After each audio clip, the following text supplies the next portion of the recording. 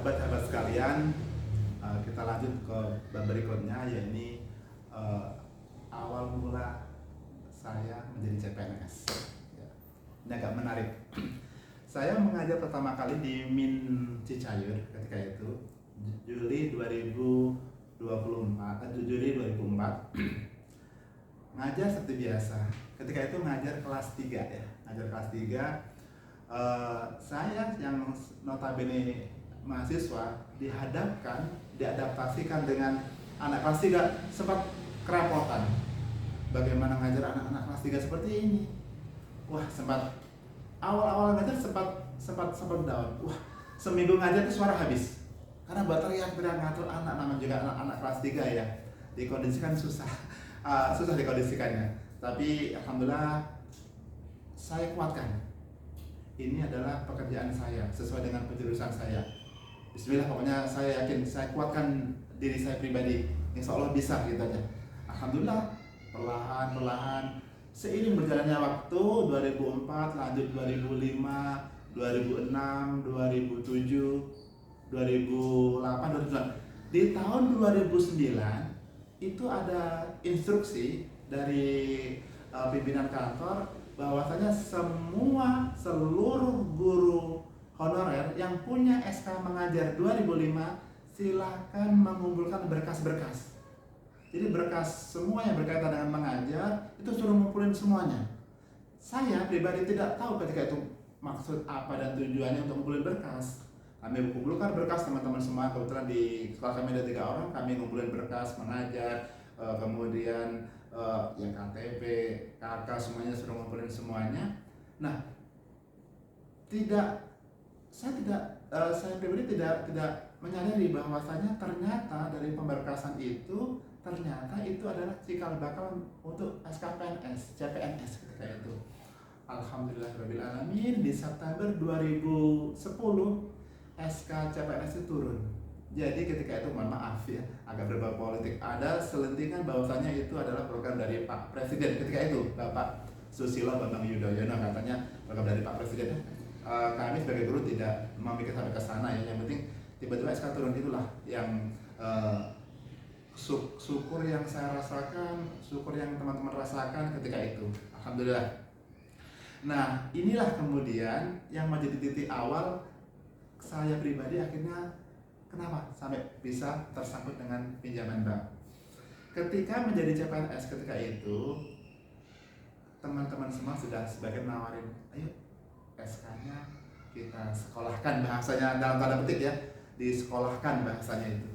Apa? Digadaikan ke bank. Ternyata SK CPNS itu bisa disekolahkan, bisa menghasilkan rupiah. Saya senang ketika itu. Alhamdulillah. SK turun CPNS September 2009, Januari 2010 baru 3 bulan SK saya pegang. Itu SK kami sekolahkan di bank A ya, bank A gitu.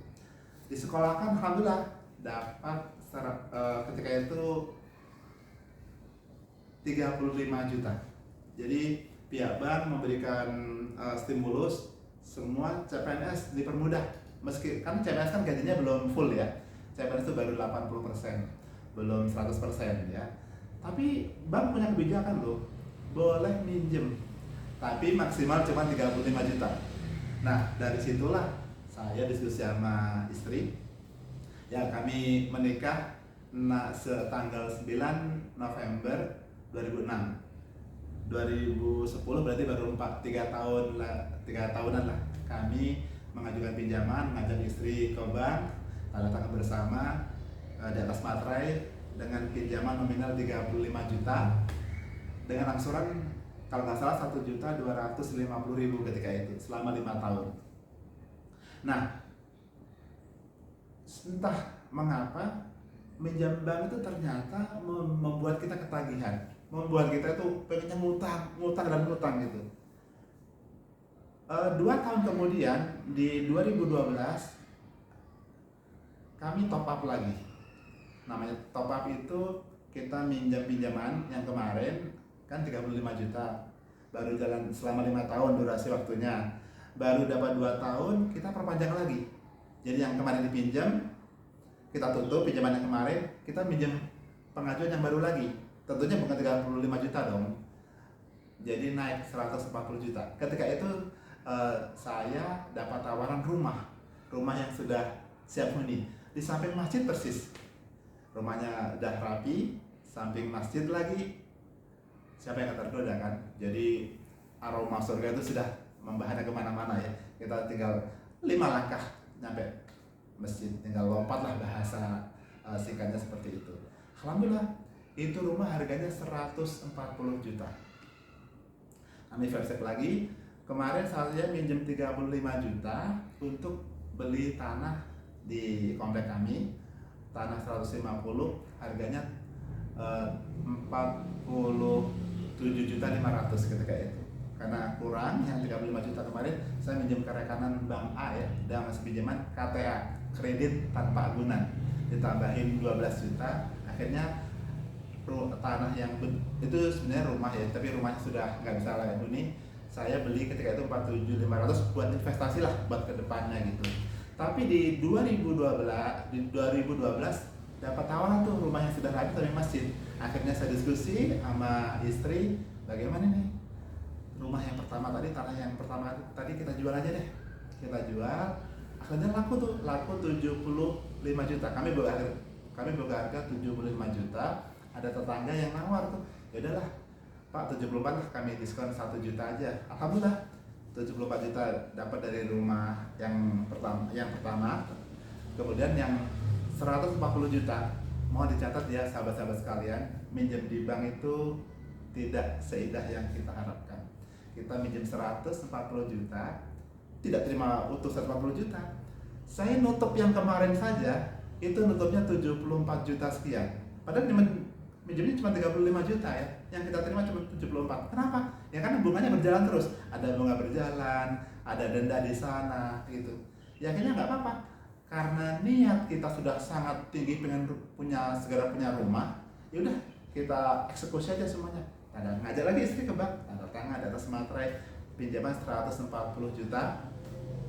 Kemudian yang kita terima 74 ditambah yang dana penjualan rumah yang pertama 140 juta sekian. Alhamdulillah tuh rumah kebeli.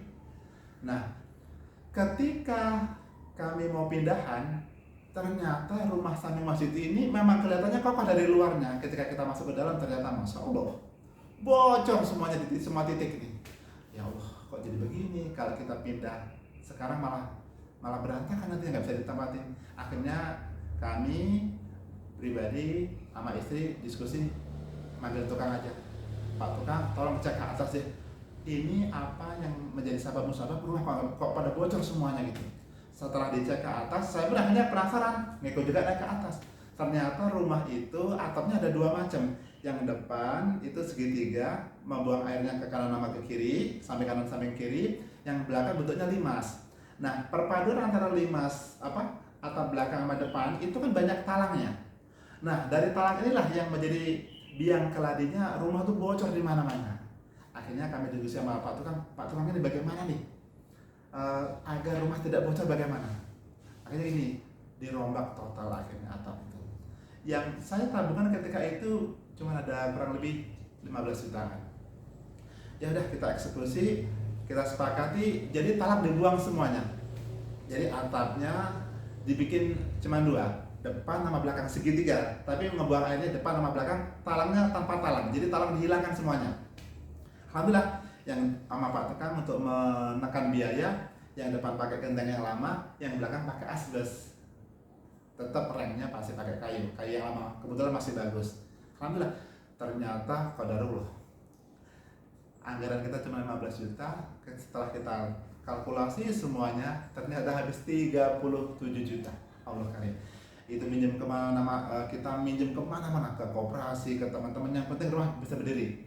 Memang ketika itu kami belum bisa menghargai proses ketika itu. Yang penting rumah jadi, proses utang nomor sekian lah gitu.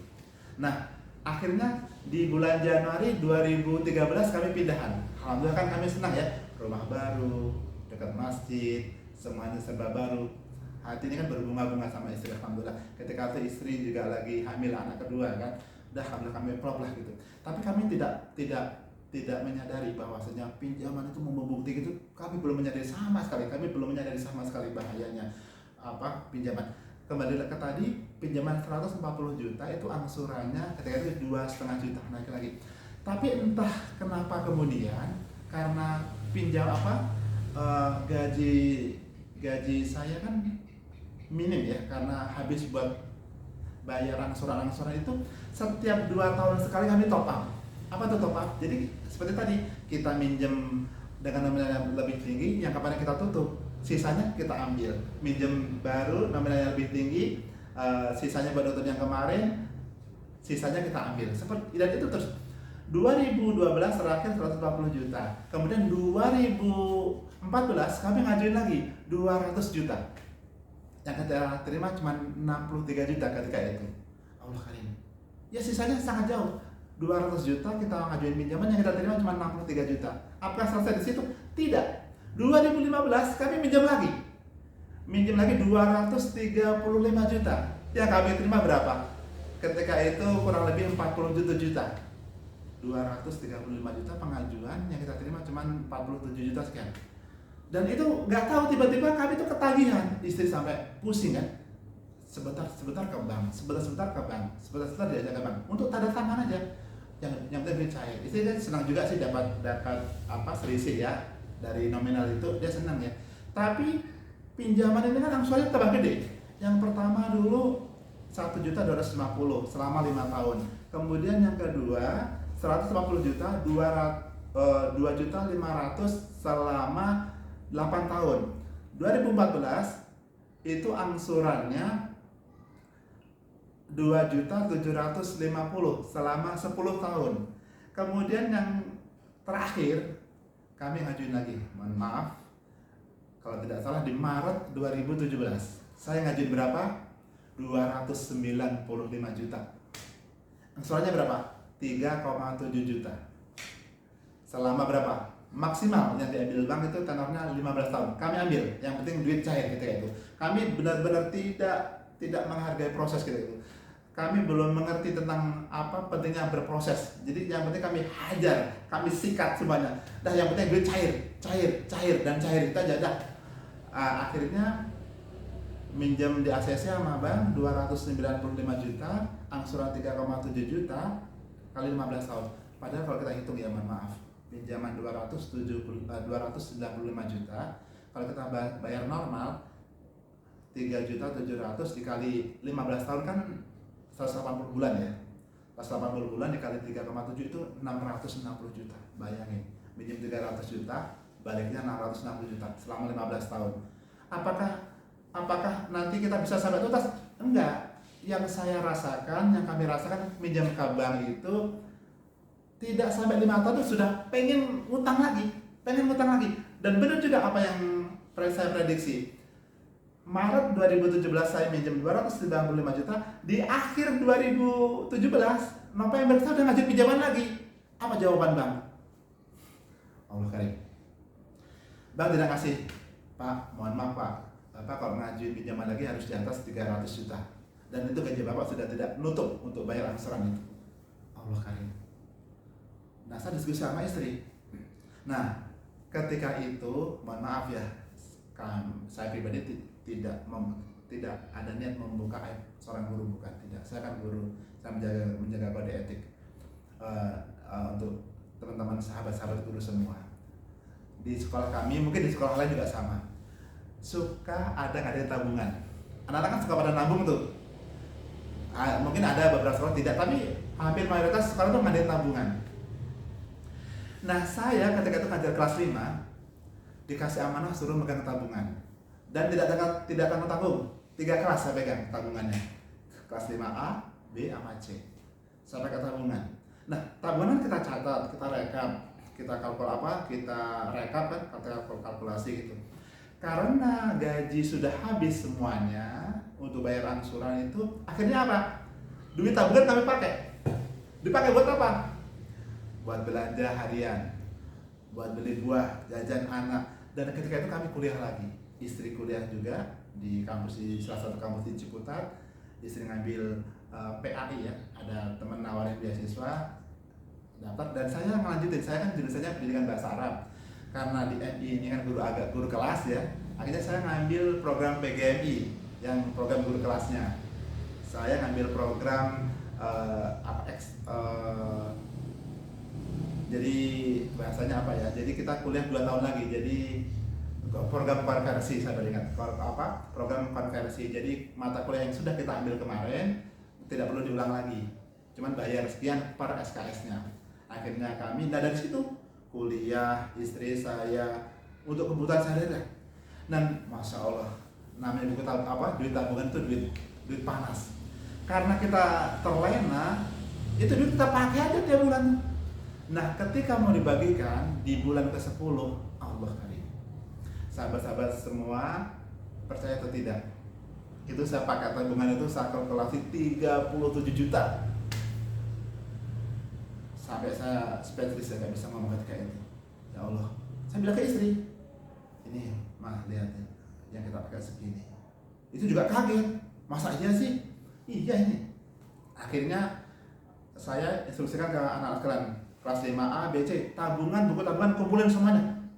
Kenapa Pak? Enggak, mau dibagikan, itu alasan saya ketika itu ya, mau dibagikan tabungannya. Benar, saya rekap satu-satu. Allah kan benar, aku 37.250.000 sekian sama saya ingat gitu. Nah, ketika itu ini kepala sudah nyujutan. Masya Allah, gimana caranya seperti ini ya? Minjem ke bank sudah pasti nggak bisa, koperasi udah nggak bisa dengan nominal sebesar itu. Akhirnya apa? Ada satu surat berharga yang bisa kita gadekan ketika itu. Apa? Iya, betul, sertifikat rumah. Itu yang bisa kami ambil. Akhirnya sertifikat kami gadekan. Nah, menggadekan bank itu menggadekan sertifikat rumah juga tidak mudah. Kita kan punya bank kan masuk checking BI ya, masuk. Jadi kita minjam tuh nggak bisa sembarangan. Nah, akhirnya nyari info, akhirnya ada tetangga yang saya tahu, Pak, ke BPR aja Pak. Apa tuh BPR? Bank Perkreditan Rakyat. Ada Pak di sana Pak. Dia nggak pakai cair, enggak, dia nggak pakai gampang kok Pak, yang penting ada agunan, gampang pasti cair. Benar, saya kesana, sertifikat rumah saya bawa, saya kasih, saya minjem 40 juta gitu. Kalau memang benar, saya ngajuin hari ini, 3 hari kemudian survei datang ke rumah, lihat rumahnya benar nggak, alamatnya di sertifikat sama ini, KTP-nya kakaknya benar, namanya nggak, oh aku benar, 40 juta di ACC, yang saya terima tidak 40 juta. Ada biaya profesi, ada biaya lainnya lah, pokoknya itu ada. Jadi yang kami terima cuma 37.500.000 dengan angsuran berapa? 1.858.000 rupiah. Masih hafal selama 3 tahun itu. Nah, setelah itu duit cair udah langsung kami amplopin sesuai dengan siswanya, cuman sisa 100.000 nggak apa-apa. Tapi ketika itu setelah saya kalkulasi, hutang saya ada 3 titik ya, Bank A, BPR, sama koperasi. Itu Bank A ya, Bank A 300 juta, BPR 40 juta, koperasi 25 juta. Dan saya punya utang perorangan, di teman-teman guru itu ada yang 5 juta, 3 juta, 5 juta. Total utang saya 400 juta, hampir setengah M. Ketika itu, hampir setengah M. Sahabat-sahabat kalian bisa bayangkan bagaimana pusingnya punya utang sebesar itu. Mungkin bagi khalayak yang lain, mungkin pengusaha tuh 4 juta mah gak ada apa-apanya. Tapi bagi saya pribadi seorang guru yang gajinya sudah ketahuan kan, namanya PNS udah ketahuan di mana-mana, tergantung golongannya sudah ketahuan. Rasanya nyut. Nah, ketika itu saya sudah stres, gimana caranya ini ya, akhirnya minta petunjuk ke teman-teman semua. 400 juta ini harus ditutup nih, kalau kita minjem ke bank lagi nggak bakal selesai. Kalau kita minjem ke bank pihak lain itu untuk nutup, jadi kita minjem untuk nutup yang utang yang lama, itu sambalnya memperkeruh masalah, tidak akan menyelesaikan masalah. Akhirnya saya diskusi sama teman-teman semuanya, ikut seminar-seminar. Ketika itu ikut seminar-seminar, alhamdulillah ada pencerahan. Ketika itu ada seminar Mas Sabtuari Sugiarto. Saya kenal Mas Sabtuari itu dari teman yang kirim video beliau. Nah, beliau kan punya banyak buku ya. Ada buku andalannya ada 4 ya. Dulu kami ingin pulang, terus doa tak tertolak, kemudian ada 4 itu pokoknya pengalaman pribadi Mas Sabtu Hari Sugiarto, pengalaman dia pribadi bagaimana nutup utang bank itu. Akhirnya alhamdulillah tuh berkat wasilah buku-buku Mas Sabtu Hari itulah saya mulai tersadar akan bahaya menumpuk hutang sangat berbahaya ternyata. Dari situ saya sadar, cuman saya bagaimana nih memulainya itu bingung. Akhirnya dari teman-teman ikut itu, saya dapat info dari teman Mas Sabtu Hari ada acara tuh judulnya Hijrah Itu Keren. Saya ngikut bareng sama Pak Adi teman saya di gedung Smesco di Gatot Subroto Jakarta. Ketika itu ada tamunya, ada Teguh Wisnu, Mas Sabtu Hari Sugiarto, kemudian Ustaz Abi Maki, 3 orang tuh. Nah dari situ saya pengen ketemu langsung dengan Mas Sabtu, luar biasa tuh, auranya luar biasa.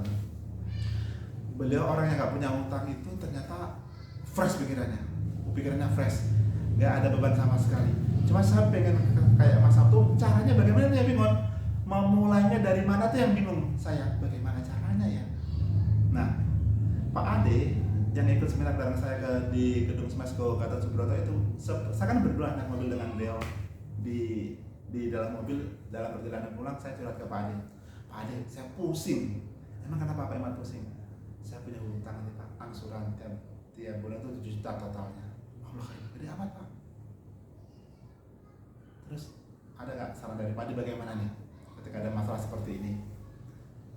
Pak Ade jawabnya singkat, Pak Ade, Pak Iman punya harta warisan nggak? Tidak punya Pak. Punya mobil?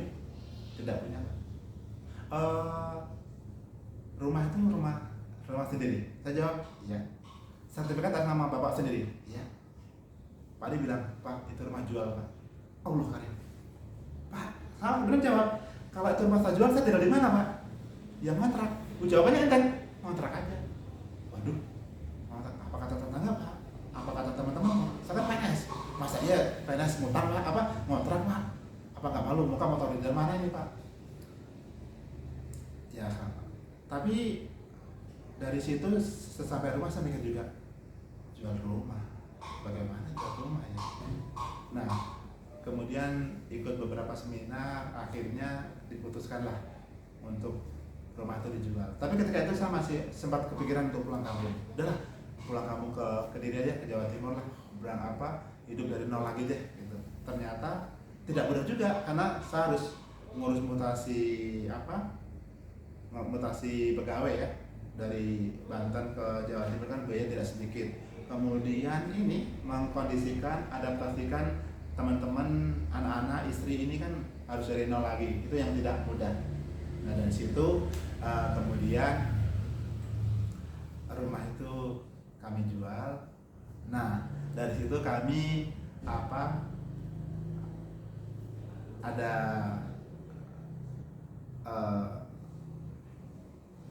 dapat semacam ilham ya untuk menjual rumah itu. Akhirnya kami yakin jual rumah itu ya alhamdulillah hutangnya bisa lunas gitu, dan dapat gantinya tanah yang akhirnya kami bangun selama 5 tahun, akhirnya jadi. Mungkin itu nanti kita lanjut ke berikutnya.